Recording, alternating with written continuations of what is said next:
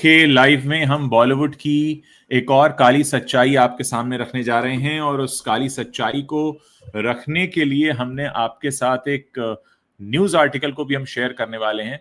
मैं वो news article भी आपके सामने खोलता हूं और बताता हूं कि हम क्या क्या बातें इस लाइव सेशन में करने जा रहे हैं।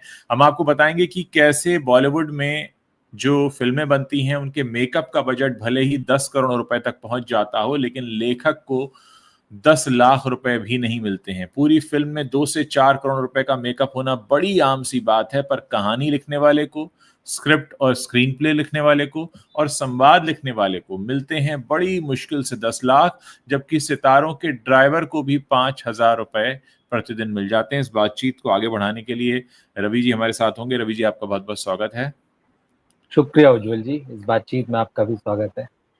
और मैं यहाँ पर एक न्यूज़ आर्टिकल भी शेयर कर रहा हूं ताकि हमारे दर्शकों को समझ में आए कि हम ये कहानी कहाँ से शुरू कर रहे हैं। जो दर्शक अभी अभी जुड़े हैं उनको मैं बताना चाहूँगा कि इस पूरे लाइव सेशन में हम बात करेंगे कि कैसे बॉलीवुड में मेकअप करने वाले तक को इतना पैसा दिया जाता है करोड़ों में, लेकिन लेखक को कोई पैसा नहीं मिलता। खास मुश्किल से 10 लाख रुपए मिलते हैं, यानी सैकड़ों करोड़ की फिल्म में जो लेखक होता है वो सिर्फ कुछ लाख ही पाता है। और यही वजह है कि बॉलीवुड से लगातार लोगों का विश्वास और भरोसा उठ रहा है।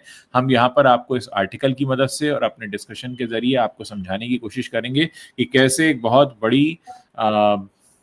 बड़ा मजाक किया जाता है, हम कहेंगे, इंडस्ट्री के साथ में। रवि जी, आपका बहुत बहुत स्वागत है।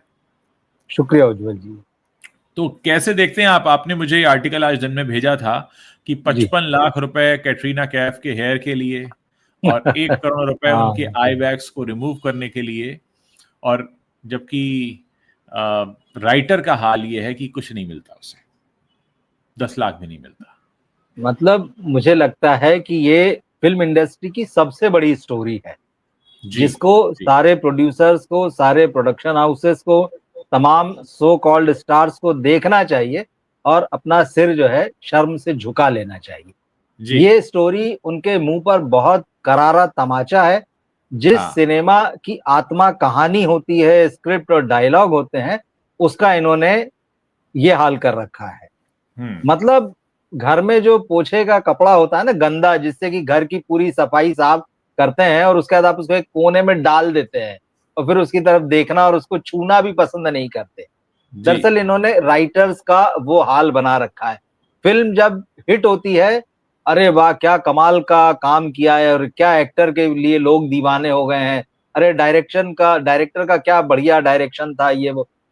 किसी फिल्म में क्रेडिट राइटर को नहीं मिलता है, लेकिन जी जैसी फिल्म फ्लॉप होती है, अरे कहानी में दम नहीं था, डायलॉग्स अच्छे नहीं थे, स्क्रिप्ट अच्छी नहीं थी, हम लोग ही कहते हैं।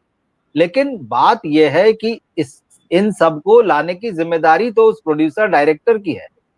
जी लेकिन आपने एक्टर्स को, स्टार्स को सिर चढ़ा लिया है और जो सिनेमा की आत्मा है, आपने उसको बिल्कुल एकदम मैले कुचैले कपड़े की तरह जो है एक कोने में डाल रखा है। उसकी आपके मन में कोई इज्जत नहीं है।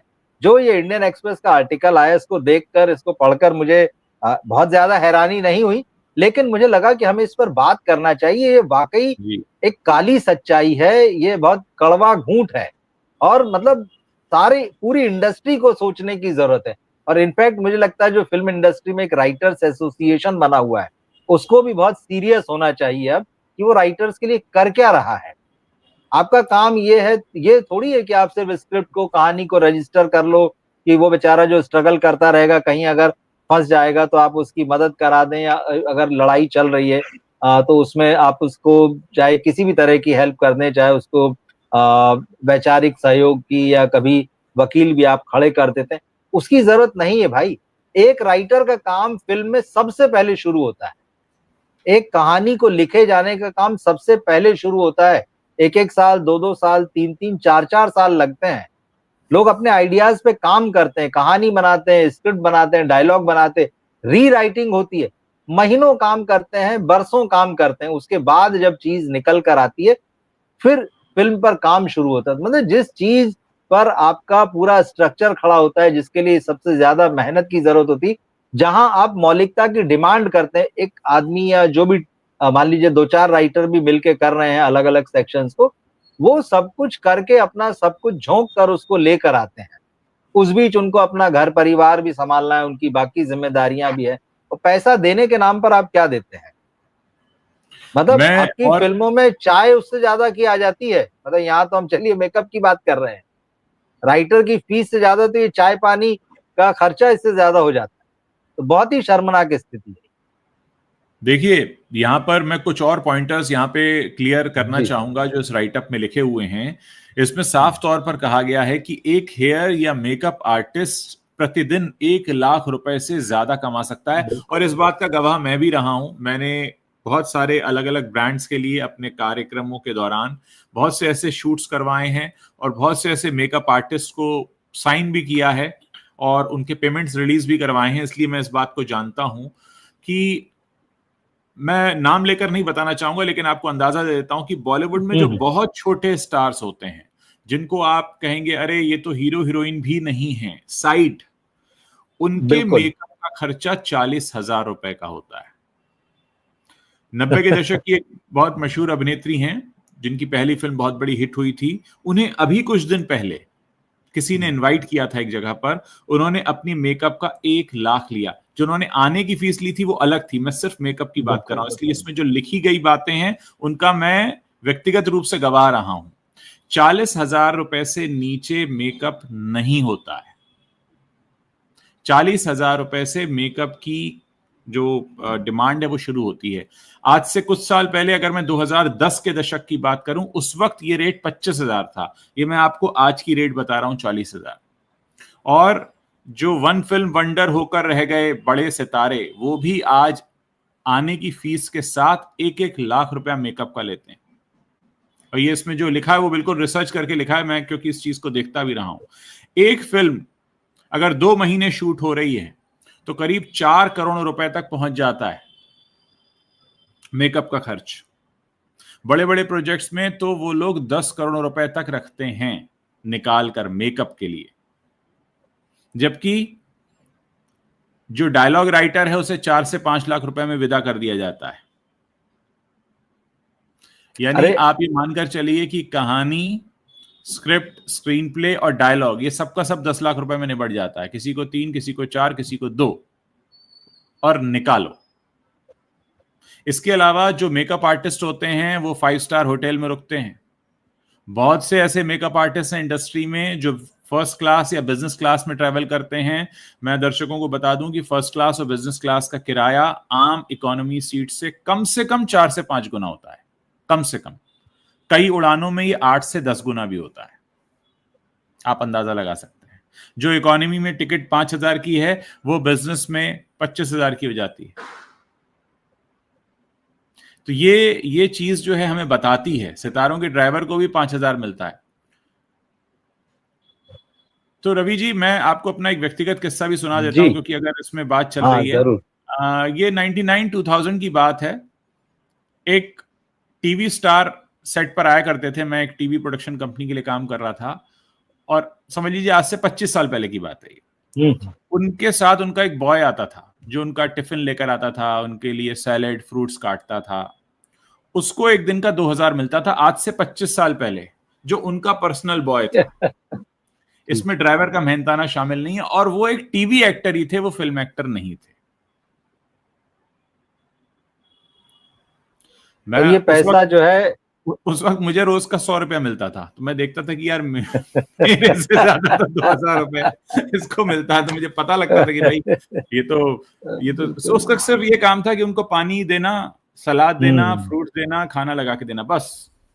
तो ये रहा है इंडस्ट्री में। और ये जो बातें इसमें लिखी हैं, इनका कई बातों का तो मैं खुद गवाह रहा हूं, तो बिल्कुल मैं कह सकता हूं दावे के साथ कि हाँ, ये बिल्कुल सही बात है। देखिए, ये सारी चीजें मतलब इतनी शॉकिंग भी हैं, मतलब एक तरीके से, कि आप किस तरह से फिल्मों में फीस डिसाइड कर रहे हैं। क्योंकि यहाँ हेयर और मेकअप की बात चल रही है। अभी ज्यादा दिन नहीं हुए, शायद 15-20 दिन पहले या अधिक से अधिक 1 महीने पहले करण जौहर साहब का एक स्टेटमेंट आया था, और उन्होंने कहा था कि मैं अपने बच्चों यश और रूही, जो नाम है उनके बेटे बेटी का, मैं चाहूंगा कि वो फिल्मों में मेकअप और हेयर आर्टिस्ट बने। ये करण जौहर कह रहे हैं। जो बॉलीवुड के बड़े प्रोड्यूसर हैं, बोले मैं चाहूंगा कि वो बने, क्योंकि यार ये खूब पैसा पीटते हैं जी। मतलब ये आप सोचिए, ये प्रोड्यूसर की बात है, बॉलीवुड के बड़े प्रोड्यूसर की बात है। भले ही उन्होंने इसको मजाक में कहा हो या आप तंज मान लीजिए, आप उसको बहुत सीरियसली मत लीजिए कि अरे कोई करण जौहर के बच्चे मेकअप आर्टिस्ट और हेयर आर्टिस्ट बनेंगे क्या। लेकिन कहीं ना कहीं इसमें सच्चाई है कि वो इतना पैसा लेते हैं, और ये सारा जो मामला है ये सीधे सीधे प्रोड्यूसर की जेब पर आता है। हीरो का, हीरोइन का, आर्टिस्ट का मेकअप करना है, वो अगर फिल्म के लिए आ रहा है और 100 करोड़ रुपए की भी फीस ले रहा है, मगर अपने स्टाफ को वो हेयर और मेकअप का पैसा वो नहीं देता, वो प्रोड्यूसर को ही देना है। और ये पिछले कुछ दशकों का चलन है, वरना एक समय था पूरी फिल्म बनती थी, फिल्म के साथ में हेयर और मेकअप आर्टिस्टों का भी अनुबंध होता था, वो उस टीम का हिस्सा होते थे और वही लोग सबका हेयर और मेकअप करते थे। अब सबका इंडिविजुअल हो गया है, हर आदमी अपने साथ हेयर वाला और मेकअप वाला लेके चलता है। और जैसा कि आपने कहा कि बात सिर्फ फिल्म की नहीं है, अगर आप उनको किसी प्रोग्राम में इनवाइट भी कर देंगे, कई बार हमारे पास हमारे शहरों से या हमारे परिचितों से जो मुंबई से बाहर रहते हैं, कभी कोई प्रोग्राम कराना चाहते हैं किसी संस्था का, ऑफिस का, इंडिविजुअल, तो फोन करते हैं यार एक आर्टिस्ट जो है वो कितनी फीस लेगा। तो हमें उनको बताना पड़ता है कि आप सोच रहे हैं कि एक्स आर्टिस्ट आएगा तो सिर्फ एक्स आर्टिस्ट नहीं आएगा, उसके साथ उसकी एक टीम आएगी, उस 2-3 लोग तो एकदम पक्के तौर पर रहेंगे, एक उसके साथ एक उसका अटेंडेंट रहेगा, एक उसके साथ एक उसका मैनेजर रहेगा, और हेयर और मेकअप तो पक्के तौर पर रहेगा। आप सोच लीजिए एक आर्टिस्ट को बुलाना आप चाह रहे हैं, इसका मतलब आप एक साथ 5 लोगों को बुला रहे हैं। तो वो सुन के आश्चर्य करते हैं, अच्छा ऐसा है, वरना उनके दिमाग में ये इमेज रहती है हमने एक आर्टिस्ट को बुलाया, उससे बात की और वो आ जाएगा। ऐसा बिल्कुल नहीं है। तो ये खर्चा जो जुड़ चुका है आजकल, और ये ठीक है इनकी लाइफ का हिस्सा है भाई, ठीक है एक आर्टिस्ट को लगता है, चाहे वो मेल हो फीमेल हो, कि मैं कहीं भी जाऊंगा तो दर्शक मुझे एक हीरो के रूप में, हीरोइन के रूप में देखते हैं, तो मुझे वेल ड्रेस्ड होना चाहिए, मेरे बाल संवरे होना चाहिए, मेरा मेकअप बहुत अच्छा होना चाहिए, बिल्कुल ठीक बात है। लेकिन भाई उसको उसकी प्रेजेंस की फीस मिल रही है ना, ये उसकी टीम है, उसको अपनी टीम को पे करना चाहिए। लेकिन नहीं, वो जिनके यहाँ मेहमान बनकर जाता है उनसे कहता है आप इनको पैसे दो। मतलब ये ठीक वैसे ही है कि कोई हमको अगर मेहमान के तौर पे बुलाता है तो हम वहां पहुंचे कि भाई साहब हम फला गाड़ी से आए हैं, आप इस गाड़ी का किराया दे दीजिए, या हम फला गाड़ी से आए हैं, आप इसका पेट्रोल दे दीजिए, इसके ड्राइवर को पैसा दे दीजिए। मेहमान तो हम है भाई, बुलाया तो हमें गया है। तो ये स्थिति, और फिल्मों की भी स्थिति यही है। हीरो जब एक डील करता है प्रोड्यूसर के साथ में, तो वो अपनी टोटल पैकेज का पैसा लेता है, लेकिन वो नहीं है अभी, क्योंकि हमारे प्रोड्यूसर जो हैं इनके सामने घुटने पे बैठे हुए हैं, उनको लगता है बस स्टार्स की वजह से हमारी फिल्म चल रही है। और बात फिर वही यहाँ पे कहानी, स्क्रिप्ट और बाकी राइटिंग की आती है, आप उस पर ध्यान नहीं दे रहे हो, फिर आप उसके बाद में गरियाते हैं अरे यार कहानी अच्छी नहीं थी, और वाकई नहीं होती, होगी कैसे जब आप कम में लिखने वालों को जोड़ेंगे। अच्छे राइटर्स को तो आप जोड़ेंगे नहीं, क्योंकि वो पैसा मांगते हैं। जिसने भी पैसा, उनके लिए राइटर को पैसा देना मतलब जो है मतलब जैसे उनकी कोई मतलब आत्मा निकाल ले रहा है उनके शरीर से, उनको इतनी तकलीफ होती है। और सिनेमा में अगर किसी का पैसा काटने की बात आती तो सबसे पहले राइटर का पैसा काटो भाई। इन एक्टर्स को ये मोटी मोटी फीस एडवांस देते हैं, टेक्नीशियंस को मोटी मोटी फीस एडवांस में दी जाती, बाकी और भी लोगों को, राइटर्स को मुश्किल से 10% का एडवांस देने में भी ये रोने लगते हैं। जबकि मैं फिर कह रहा हूं कि वो सबसे पहले काम शुरू करता है, सबसे ज्यादा डेप्थ में काम करता है, वो अपना सब कुछ लगाता है, लेकिन आप उसको कुछ नहीं देते हैं। तो दरअसल इनकी आत्माएं जिस तरह की हो चुकी ना, चाहिए एक्टर, प्रोड्यूसर, डायरेक्टर हो, वही इन्होंने फिल्म की आत्मा के साथ भी किया हुआ है। तो जब ये अपनी आत्मा के प्रति ईमानदार नहीं है, तो उस फिल्म की आत्मा को लेकर कितने ईमानदार होंगे। और यही वजह है कि आज बॉलीवुड फिल्मों की ये हालत है। और बिल्कुल कोई नहीं पूछ रहा, उनमें कुछ बचा नहीं, आत्मा नाम की चीज रह ही नहीं गई है, तो रहेगी कैसे वो। अच्छा, इसमें एक और न्यूज आर्टिकल मैं शेयर करूंगा, फिर हम उस पर भी बात करेंगे। दूसरा आर्टिकल इस बारे में है कि दीपिका पादुकोण का एक पुराना इंटरव्यू वायरल हुआ, हाँ, जी जिसमें जी। वो बात कर रही हैं कि जितने भी क्रू मेंबर्स होते हैं उनके हम्म काम करने के घंटे निश्चित हों, उनके हम्म खान पान का ध्यान रखा जाए, उनके लिए एक मेंटल हेल्थ विशेषज्ञ सेट पर मौजूद रहे। वो आर्टिकल मैं पहले दिखा रहा हूं, आप देख सकते हैं यहाँ पे। Not actors, Deepika Padukone first advocated for fixed working hours, overtime pay for film crew, they come much earlier, leave much later. मैं, जो हमारे दर्शक फिल्म निर्माण की प्रक्रिया को नहीं जानते उनको मैं बता दूं कि एक फिल्म के सेट पर सबसे पहले स्पॉट बॉय आता है, जो सबसे पहले उस सेट की सफाई करता है। सेट की सफाई होने के बाद फिर वहां पे लाइटिंग शुरू होती है, और अक्सर लाइटिंग फिल्म के एक्चुअल शूट से 3-3, 4-4 घंटे पहले होती है, क्योंकि लाइटिंग में एक अच्छा खासा टाइम लगता है। फिर झाड़ू लगने के बाद, सेटिंग होने के बाद, लाइटिंग होने के बाद, जब सब कुछ तैयार होता है, फिर डायरेक्टर के असिस्टेंट जो हैं वो उस सेट को देखते हैं, समझते हैं कहीं कोई कमी तो नहीं रहेगी। जब सब कुछ तैयार हो जाता है तो आर्टिस्ट को बुलाया जाता है। यानी अगर 12 बजे रोल हो रहा है, 12 बजे शूट शुरू हो रहा है, तो आप मानकर चलिए कि सुबह 7 बजे से उस सेट पर काम शुरू हो चुका होगा, साफ सफाई का, और उसके बाद लाइटिंग का, और उसके बाद दुनिया भर के टेस्ट होते हैं कि सब चीजें ठीक ठाक काम कर रही हैं, नहीं कर रही हैं, साउंड का, लाइट का, कैमरे का, सारा टेस्ट होने के बाद। तो ये जो क्रू है, वो अगर फिल्म स्टार 12 बजे के शूट के लिए 10 बजे पहुंच रहा है, उसको 2 घंटे जाएंगे मेकअप में, तो जो क्रू मेंबर्स हैं वो तो और सुबह 6 बजे पहुंचते हैं। तो दीपिका पादुकोण ने इस बारे में बात की थी और कहा था कि एक तो खाना अच्छा होना चाहिए। देखिए, और एक और चीज है इंडस्ट्री में, बड़ा गलत चलन है, इसको मैंने कई बार अपनी आंखों के सामने होता हुआ देखा, कि क्रू के लिए खाना अलग आएगा, डायरेक्शन टीम के लिए अलग आएगा, और जो स्पॉट बॉयज हैं या बाकी लोग हैं उनके लिए खाना अलग आए। तो खाने के हमेशा 4 प्रकार आते हैं, जो कि बहुत गलत है। ज्यादातर सेट पर ऐसा होता है, जितने सेट्स पे मैंने देखा है ये चीज भी बहुत गलत है। और इसके लिए भी दीपिका ने कहा था इस इंटरव्यू में कि एक ही तरीके का खाना और एक ही तरीके की चीजें होनी चाहिए, नहीं तो हम कहीं ना कहीं भेदभाव करते हैं। क्या वो इंसान नहीं है जो क्रू मेंबर्स हैं, उनके लिए वैसा खाना क्यों नहीं आएगा जैसा बाकियों के लिए आएगा? तो ये काफी कुछ होता है इंडस्ट्री में। रवि जी, आप क्या बोलते हैं इसके बारे में? बिल्कुल होता है। देखिए, इंडस्ट्री में ऊपर ऊपर कहने को इन लोगों के पास बड़ी बड़ी बातें हैं कि हम लोग एक फैमिली हैं, सब लोग एक बराबर हैं, सबको हम बराबर नजर से देखते हैं, इंडस्ट्री को मुश्किल वक्त में एक साथ आकर खड़े हो जाना चाहिए, हम एक मुश्किल दौर से गुजर रहे हैं। लेकिन ये सारी बातें हैं, सच्चाई जो है इससे बहुत अलग है। सच्चाई वो है जो आपने बताई है। और बात सिर्फ अगर दीपिका पादुकोण कर रही है तो क्रू मेंबर्स की क्यों कर रही है? इन्होंने राइटर्स के लिए आज तक कितनी आवाज उठाई है?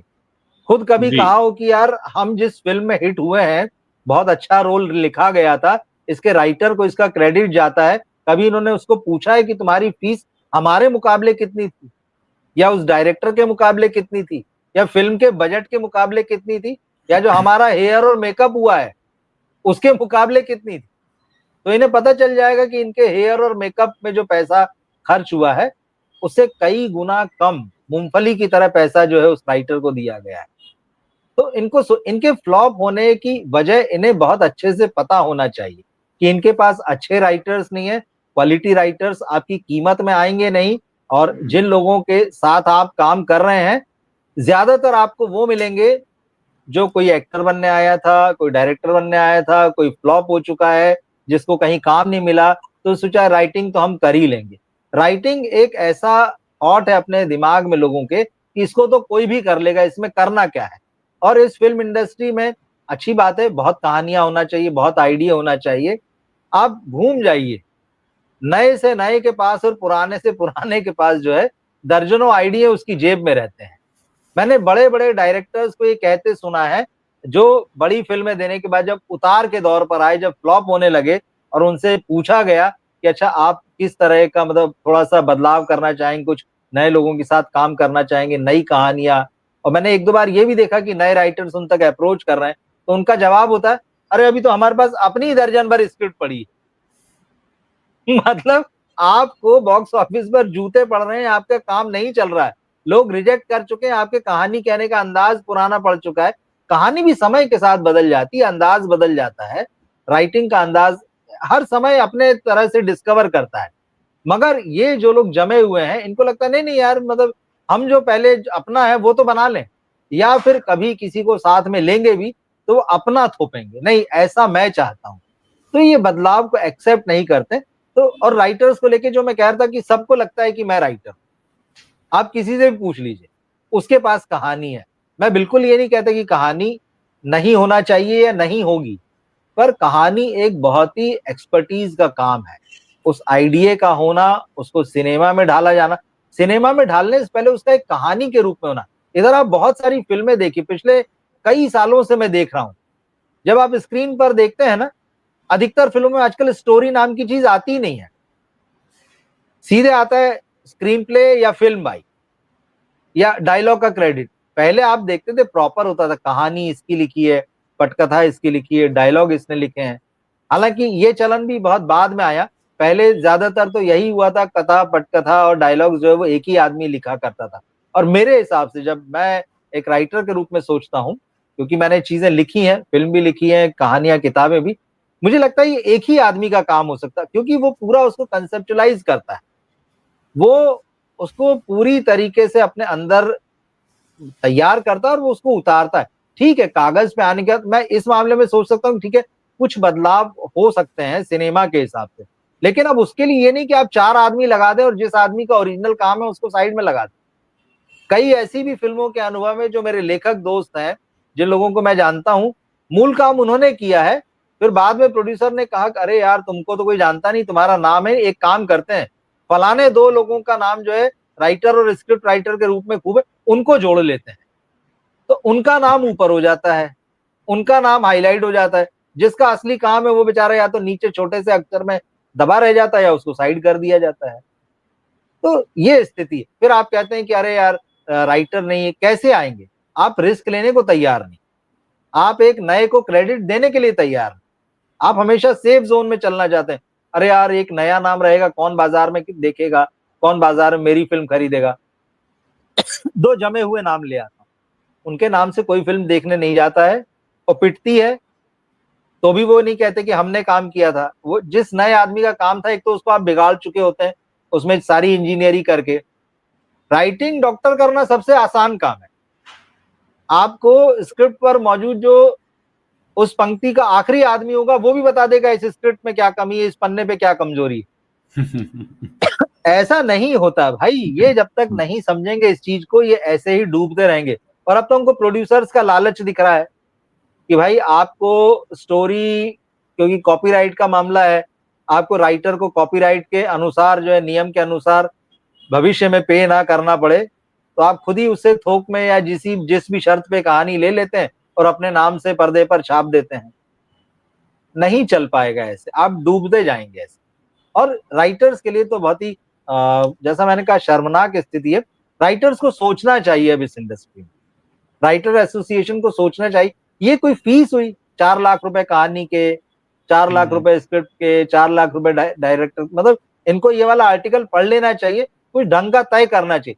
क्या होता है ना, जिस चीज के हम पैसे देते हैं ना उसी चीज की कदर करते हैं, ये हमारी मेंटेलिटी है, सच्चाई है। मतलब अगर 2 चीजें रखी हुई एक शॉप में, एक ही जैसा मॉडल है, जो महंगा होगा उसके लिए हम कहेंगे यार इसमें कोई बात होगी, और जो सस्ता होगा उसको अब पता नहीं क्या होगा, ठीक है चाहे इसी को ट्राई करते हैं। तो जब तक लेखक अपनी फीस नहीं बढ़ाएंगे, जब तक राइटर्स एसोसिएशन इस मामले में बहुत सीरियसली काम नहीं करेगा, और स्ट्रिक्टली जो लोग राइटर्स के पैसे खा जाते हैं उनके प्रोजेक्ट्स में दखल नहीं दिया जाएगा, उनके लिए आगे के लिए होगा कि इनको कोई कहानी नहीं देगा, इनकी बाकी जो टेक्नीशियंस के जो एसोसिएशन है उनके साथ एसोसिएट नहीं होंगे, और कहेंगे कि भाई जिन्होंने राइटर्स का पैसा नहीं दिया है उनकी फिल्मों में टेक्नीशियन भी हेल्प नहीं करेंगे। ऐसा कुछ करना पड़ेगी सारी चीज। भाई अभी इसी आर्टिकल में मैं देख रहा था, 15 साल में ये मेकअप और हेयर वालों की फीस 10 गुना बढ़ गई, ड्राइवर की फीस 10 गुना बढ़ गई जी। राइटर कहां से कहां आया भाई? 1.5-2 लाख में पहले भी काम करता था, आज आप कह रहे 3-4 लाख रुपए मिलता है उसको। ये क्या है? मतलब खुद ही स्थिति को खराब कर रखा है। तो इसको बहुत बदलने की जरूरत है, और जब तक ये नहीं बदलेगा, जब तक अच्छे राइटर्स नहीं, और अच्छे राइटर तभी आएंगे जब आप उनको पैसा देंगे। यार 3-4 लाख रुपए अगर आप किसी फिल्म को एक कहानी लिखने का देंगे, और उस आदमी ने साल भर में मान लो कहानी लिखी है, तो 3 या 4 लाख रुपए में उसका घर कैसे चलेगा? वो भी एक मुंबई स्टार जैसे शहर में तो बिल्कुल नहीं चल सकता। मुंबई जैसे शहर बिल्कुल नहीं चल सकता। नहीं तो राइटर्स को शर्म आनी चाहिए, प्रोड्यूसर्स डायरेक्टर्स को शर्म आनी चाहिए, और प्रोड्यूसरों को भी ये चीज बिल्कुल बंद करना चाहिए कि किसी से कहानी ले ली और उसमें अपना दिमाग लगा रहे हैं। या तो आप कहानी लो या तो मत लो। अगर आप में डायरेक्शन की अकल है, आप कहानी को एज ए डायरेक्टर जो है कंसीव कर पाते हैं और उसको पर्दे पर उतारने की ताकत रखते हैं, तब तो ठीक है। लेकिन आप ले लेते हैं किसी का आइडिया और उसमें फिर पूरी इंजीनियरिंग और डॉक्टरी करके उसको अपने हिसाब से करके खत्म कर देते हैं, ये सारी चीजें बंद होना चाहिए। फिर उसमें अपने हीरो भी आ जाते हैं, अरे ये ऐसा होना चाहिए, ये सीन मेरे हिसाब से, ये डायलॉग मेरे हिसाब से। तो ये सबसे पहले मानना पड़ेगा कि बहुत ही खास किस्म का काम है जो हर किसी के बस का नहीं है, चाहे आपको भला लगे चाहे बुरा लगे। ये बहुत ही दिमागी काम है, बहुत मेहनत का काम है और विजन का काम है। ये हर तरह का व्यक्ति इसे नहीं कर सकता है। कैमरामैन जैसे एक खास तरीके से चीज को शूट करेगा, आप उसको तकनीकी काम में बहुत ज्यादा दखल नहीं दे सकते। आप उसको सलाह दे सकते हैं, बता सकते हैं, लेकिन फाइनली वही कैप्चर होगा जो वो चाहेगा। राइटिंग भी उसी तरह का काम है, आपको समझना पड़ेगा, क्योंकि आप एक फिल्म बना रहे हैं, आप एक कहानी पे बना रहे हैं। जब तक आप नहीं सुनेंगे समझेंगे, यही स्थितियां होती रहेगी। देखिए, आज जो इनकी बुरी हालत है वो इनकी अपनी वजह से ही है। मेकअप के 10 करोड़ में से ये 5 करोड़ अगर राइटिंग के लिए रख दें, जो ये 5,000 रुपया प्रतिदिन ड्राइवर को देते हैं। अब मैं ये नहीं कह रहा कि ड्राइवर का काम जरूरी नहीं बिल्कुल होता, बिल्कुल होता है, हर किसी का अपने मेहनत के हिसाब से पैसे मिलने चाहिए। लेकिन अगर आप देखें कि फिल्म बनने में ड्राइवर का योगदान और फिल्म बनने में लेखक का योगदान, अब ये कोई 5 साल का बच्चा भी बता देगा कि फिल्म बनने के लिए ड्राइवर लगता है या फिल्म बनाने के लिए लेखक लगता है। जाहिर है जो चीज एसेंशियल है उस पर ज्यादा खर्च होगा। मतलब ये वाकई चीजें हैरान करती हैं, और ये सारी बातें हम दर्शकों के सामने इसलिए रख रहे हैं दोस्तों, इनमें से बहुत सी बातों को हम पहले से जानते हैं, लेकिन इन बातों को आपके सामने रखना इसलिए जरूरी है क्योंकि आप के लिए सिनेमा बनता है, आपको ध्यान में रखकर बनता है, आपकी जेब से पैसे खींचे जाते हैं, तो आपको कम से कम इस बात का अंदाजा तो हो कि आपके साथ होता क्या है या हो क्या रहा है। ये इंडस्ट्री के बारे में ऐसा नहीं है कि कोई बहुत छुपा हुआ सच था जो आज हम पहली बार निकाल कर लाएं। इंडस्ट्री में काम करने वाले इस बात को अच्छे से जानते हैं, लेकिन इस पर कोई ध्यान नहीं देता, इस पर किसी की बात नहीं होती, इसको कोई सामने लेकर नहीं आता, इस पर कोई बहस नहीं करता, इसे लेकर कोई किसी को आईना नहीं दिखाता। ये सबसे ज्यादा हैरानी की बात है। देखिए, हर डिपार्टमेंट का अपना काम है, मेकर का काम अपने तरह से बनाना, लेकिन कई बार ये हेयर और मेकअप फिल्म में बहुत ही मूर्खतापूर्ण होता है। अब बताऊं कैसे। एक हीरोइन जो है एक सीन में अभी अभी रोई है, भागी भागी चली आई कई किलोमीटर दूर से बदहवास, पर उसका मेकअप वैसी की वैसी रहेगा, उसका काजल जो है जैसा था वैसी ही रहेगा, उसके बाल जो है बड़े खूबसूरत ढंग से हवा में उड़ रहे होंगे, और जब वो वापस से खड़ी होगी तो फिर एक बाल आपको हिला हुआ नहीं दिखता। हीरो का एक्शन सीन होगा, वो फाइटिंग कर रहा होगा, मजाल है भाई साहब, 100 लोगों को मारने के बाद भी उसके हाँ शर्ट का ऊपर का बटन अगर बंद था तो खुल जाए और उसका हाँ एक बाल जो है दाएं से बाएं नजर आ जाए आपको। हाँ हाँ हाँ ये कितना मूर्खतापूर्ण है। और ये ऐसी वैसी फिल्मों नहीं, ये उन फिल्मों में भी आपको मिलेगा जिनको कहते हैं तो बड़ा रियलिस्टिक सिनेमा है, कितना हाँ रियल लग रहा है। ये बेवकूफी जैसी बात। और देखिए, हर फिल्म की अपनी जरूरत होती है। जैसे इसी आर्टिकल में पा फिल्म का जिक्र जी है ना, अमिताभ बच्चन जो उनके हाँ अभिषेक बच्चन ने ही प्रोड्यूस की थी ये फिल्म, नेशनल अवार्ड भी हाँ मिला था उनको बतौर प्रोड्यूसर इसके लिए। तो उस फिल्म में जो बच्चन साहब के लिए जो मेकअप हुआ, जो प्रोस्थेटिक्स हुआ, आपको समझ में आता है कि हाँ भाई, अगर इस पर इन्होंने 10-15 करोड़ रुपए, उस फिल्म में जबकि 1.5 करोड़ रुपए खर्च हुआ था सिर्फ, जी उतना करके भी आप सोचिए, क्योंकि होम प्रोडक्शन फिल्म थी इसलिए 1.5 करोड़ हुआ था। हाँ हाँ हाँ ठीक है, हाँ सिर्फ, है ना। तो वहां इसकी जरूरत समझ में आ रही थी, वो हुआ। अब हमने लेटेस्ट फिल्म देखी थामा, और मैं लोगों के कमेंट बता रहा हूं आपको।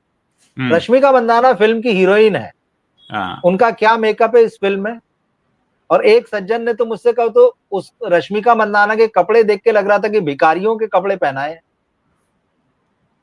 लिटरली कमेंट बता रहा हूं एक दर्शक का। बिल्कुल बिल्कुल बिल्कुल आप ऐसे कपड़े पहना रहे उस वहां उस, अच्छा एक चीज बताइए, जिसको आप ताड़का बना रहे हैं, जो जंगल जंगल भटक रही है, उसको हाँ कौन से लिपस्टिक, मेकअप, काजल की जरूरत है? आपके बाल उसके करीने से बने हुए होना चाहिए।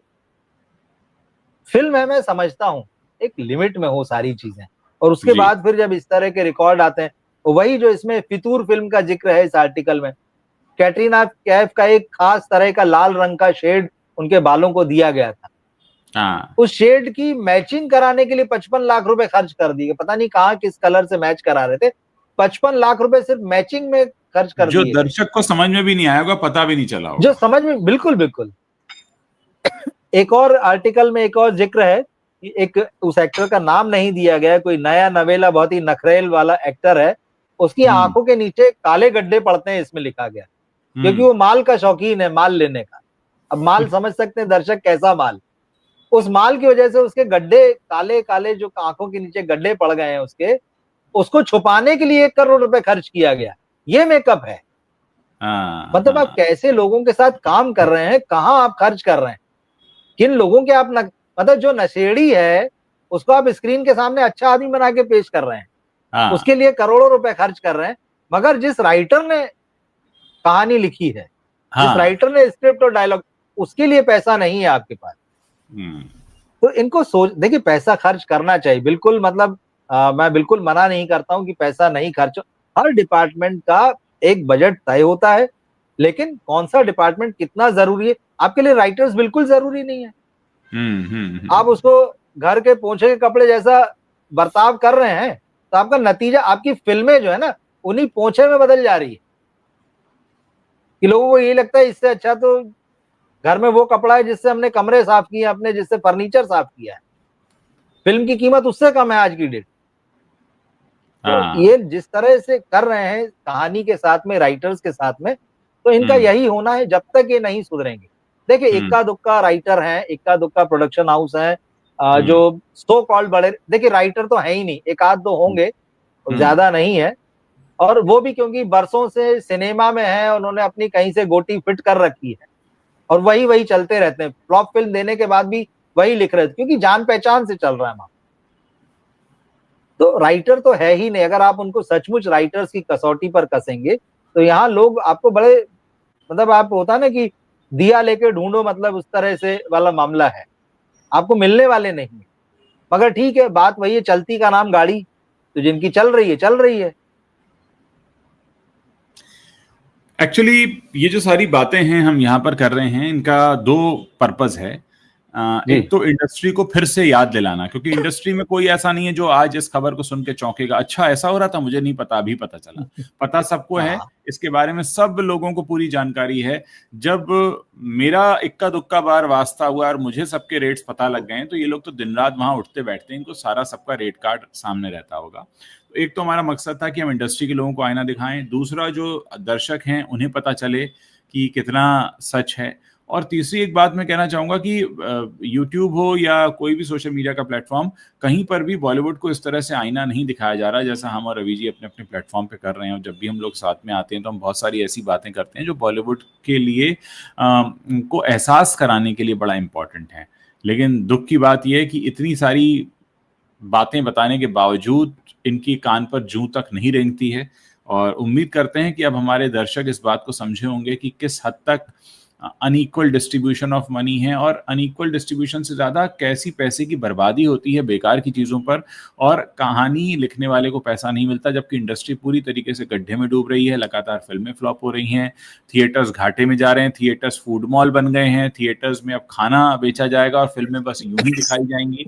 आज हम जाते जाते उस खबर का भी जिक्र कर लेते हैं जो रवि जी आपने दिन में मुझे बताया था कि किस तरीके से गुजराती फिल्म के लिए जो डील की है नेटफ्लिक्स ने, वो हाँ, इतनी वो बड़ी डील की है। मैं दर्शकों को पहले वो बिल्कुल। खबर दिखाना हाँ। चाहूंगा और उसके बाद फिर हम उस पर बात करेंगे, ताकि ये इसी से सिरे जुड़ते हैं, आज जो बातचीत हुई है इसी से सिरे जुड़ते हैं कि कैसे अगर कहानी में दम हो तो किस तरीके से फिल्में बिकती हैं और किस तरीके से पैसा मिलता है। अब आप देखिए कि गुजराती फिल्म के हिंदी डब्ड वर्जन के लिए नेटफ्लिक्स ने 3.5 करोड़ में डिजिटल राइट्स खरीदे, जो अपने आप में एक बहुत बड़ी डील है, सिर्फ डब्ड वर्जन के लिए। बिल्कुल। ये आप खबर यहां देख सकते हैं। तो किस तरीके से ये पूरा का पूरा मामला चला करता है और कैसे इतने बड़े जो कहते हैं ना, इतने बड़े घोटाले के साथ ये फिल्म इंडस्ट्री आज नहीं बल्कि कई सालों से चल रही है। और ये जो बातें आज आपको हो सकता है पहली बार पता चली हो जो हमने इस लाइव सेशन में बताई हैं, लेकिन इंडस्ट्री में ये बातें सबको पता है, सब जानते हैं। अब आप देखिए कि एक गुजराती फिल्म का हिंदी डब्ड वर्जन उसके लिए नेटफ्लिक्स 3.5 करोड़ रुपए दे दे, तो आप सोचिए कि क्या बात उसमें रही होगी, और क्या ऐसी मौलिकता बाकी चीजों में नहीं आ सकती। और ये वही फिल्म है जिसको अजय देवगन ने बनाया था, मतलब इसका जो फर्स्ट पार्ट था उसको हिंदी में बनाया था, लेकिन अब सेकंड ये लेकर आए तो उन्होंने डब्ड वर्जन में रिलीज कर दिया उसे। क्या क्या कहते हैं आप बात रवि जी इस बारे में? बात वही है ना, देखिए अजय देवगन को वश एक बनी हुई फिल्म दिख गई, यार ये हाँ फिल्म तो बहुत बढ़िया है, देख के मजा आ हाँ गया, इसको हिंदी में बना देता हूँ। अजय देवगन ने क्यों कभी उस राइटर को नहीं ढूंढा जिसने वश लिखी, या हाँ जिसने वश लिखी उसको क्यों नहीं लगा कि मैं बॉलीवुड में जाता हूँ, वहां किसी बड़े प्रोडक्शन हाउस को अपनी कहानी देता हूँ। क्यों उसने गुजराती में ये फिल्म बना दी, और आपको वहां फिल्म बनने के बाद आपकी आंख खुलती है, तो उसके रीमेक राइट्स खरीदने के लिए आप 10-20 करोड़ दे देंगे। ये बहुत मजा, मतलब अब मजेदार बात है, आप देखिए एक फिल्म के राइट्स, रीमेक राइट्स खरीदने के लिए 20-30 करोड़ रुपए दे देंगे, आप उनकी तमाम शर्तें मान लेंगे, लेकिन हिंदी में, हिंदी के राइटर के लिए, हिंदी फिल्म लिखने वाले को कि आप ओरिजिनल फिल्म लिख के लाओ, हम आपको अच्छा पैसा देंगे, वो नहीं है। उससे आप वही 2 लाख 3 लाख रुपए की और 4 लाख रुपए की बात करेंगे।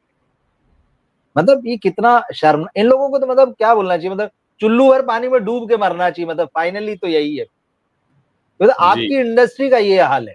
आप कहते जी। हो कि हम इंडिया को रिप्रेजेंट करते हैं इंटरनेशनल लेवल पे, हाँ बॉलीवुड हाँ जो है वो इंडिया की पहचान है, हाँ तो हाँ हाँ वहां उस राइटर का ये हाल है हाँ कि उसको पैसा नहीं मिलता है, उसकी कोई कद्र नहीं है, सिनेमा में उसका कोई से नहीं है। हाँ हाँ हाँ हाँ हाँ। एक राइटर को मैं जानता हूँ, वो एक मतलब टैलेंटेड यंग राइटर था, अभी नाम नहीं लूंगा उसका मैं।